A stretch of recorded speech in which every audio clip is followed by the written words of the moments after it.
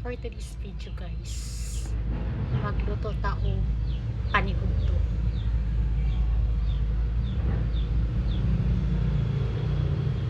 Naglungag ko kamuti guys. Ako lang na siyang gistim. Mas okay kung imuhang i-stem ang kamuti guys kay dili ka ka-estimate sa tubig. Posible nga malata ang kamuti guys. Una mas maayo siya nga i-steam. Palitan daan din stem yung style. Kay para dili siya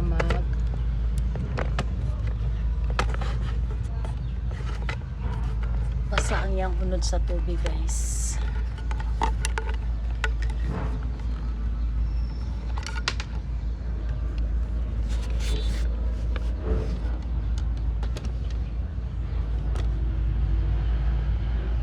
Nya nagsaba pud ko ana o kuan isda. Kung magsaba ko og isda guys kay magpabukal ko og tubig sa electric lang kuan gamit kay mas dali. Problematic magud ako ang stove. Hinay ang iyahang release sa kuan guys. Ambot hinay kayo ang iyahang kalayo. For check up pa niya nga po ang stove. Tanawa diba mas okay siya guys kung i-steam na to ang kamuti kay ma-check na to. Then dali na po siya maluto kay ato man siyang i-chop-chop. Dili kalas sa gas.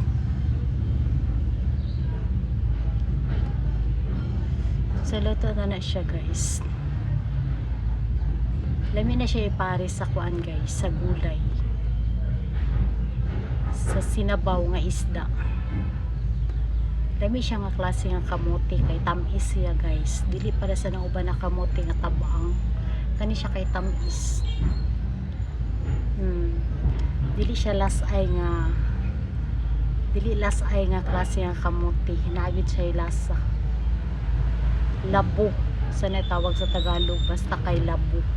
So nagluto na po dayta og rice guys. Kaya naman tayo kauban nga mukaon og rice. So nami rice nami kamuti sa panihapon guys. Ang nakalami lang manggod sa kamuti guys kay kuan siya ba? Although high nutritious siya pero lower siya sa calorie. Makapapayat yun siya guys. Kay mataas man siya sa fiber, then at the same time napod siya vitamin E o vitamin C.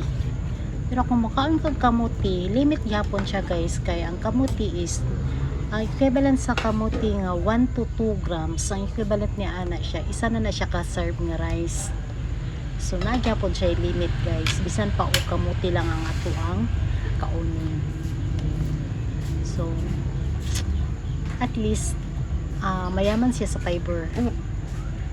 So nalunod na din nato ang ato ang isda guys sa atong pinabukal nga tubig with spices. Kung magluto mo og isda guys, una jud lunod ang lamas para maluto og una ang lamas para ang sabaw niya nga maoy muluto sa ato ang isda naanay lasa daan. So mukapit na sa iyang sa isda ang lasa sa tubig nga naanay mga lamas, nga naanay mga timpla. So syempre dili gyud na nimo malimtan guys ang pagbutang og tanglad or ang sa English pa na is lemongrass. So yun ang pinaka-importante guys sa sabaw ng isda. Humutjud ang sabaw nga naay tanglad, then helpful kay siya guys kung naa kay kanang taas ka og blood pressure kay makontrol niya tungod kay maayo ang lemongrass sa pampababa sa taas nga blood pressure. So dili lang na siya pampabango guys, nagyapon kay makuha sa tanglad.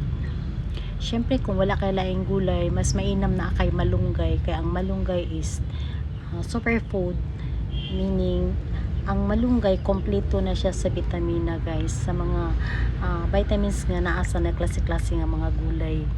So mo na siyang gitawag na siya super foods, malunggay. So bahalag wala tay mga klase-klase sa mga gulay, basta natay malunggay, okay na kay siya guys. Importante gyud ang malunggay sa atong tugaran guys. Ang malunggay is wala kayo na siya medisina guys, kay mutubo rig na siya ug walay medisina. So healthy nga gulay guys. Imo rig gyud siyang hugasan para mawala to yung mga abog ug mga mananap usahay, then kinakay siya guys. So bisan pag wala tay gulay din nga daghan, basta natay malunggay, dili gyud siya kanang kuan guys, kawalan ang uban na klase na gulay basta na kay malunggay.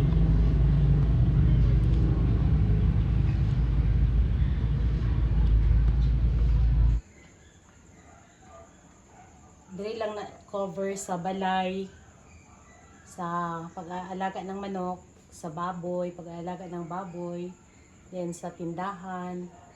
So dito lang sa personal kong ginagawa yung aking video guys. Maliban na lang pag nakaalis kami dito, nagpunta sa mga pasyalan, sa mga lugar na sasabihin nating mga tourist destination. So bihira guys. So yung video ko talaga nakafocus lang dito sa mga ginagawa ko sa aking bahay guys. So, I started YouTube last 2017 pa ata. Tagal-tagal na guys, pero on and off manggod ko. Nawala ko nakakonsentrate sa ako ang pag-upload ng mga video. But I try this time guys na makapag-upload ako ng video araw-araw guys. Kaya kailangan ko ang supportan ninyo guys. Pag may video na dumaan po sa wall ninyo po, like, comment, share ang ating video guys kung kinakailangan. So haking salamat sa inyong pag-support sa ako guys, sa ako ang 319 subscribers, sa ating mga viewers, sa ating mga silent viewers dyan. I hope na mag-like, mag-comment mo sa ating video guys, para makakuha tayo ng engagement.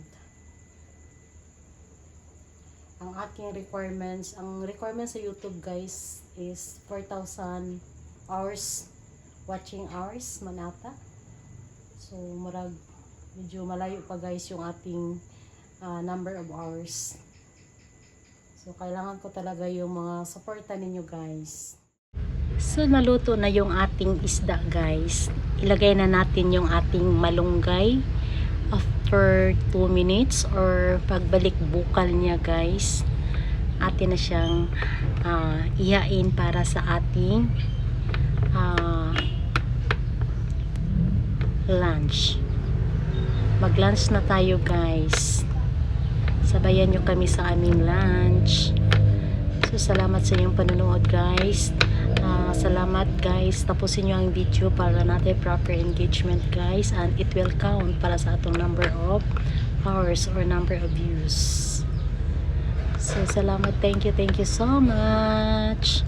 Bye for now guys. Thanks.